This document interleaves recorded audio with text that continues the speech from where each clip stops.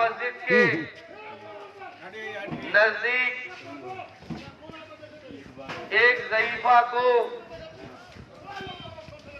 एक लेडी को corona virus कोविड-19 positive पाया गया है।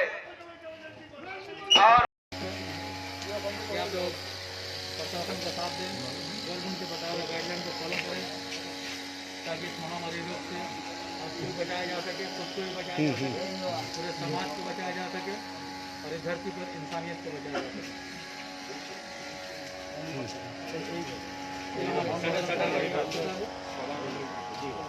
जिन्हें मैं सल्यूट करता हूँ, इस खतरनाक माहौल में भी हम सबों के साथ खड़े हैं।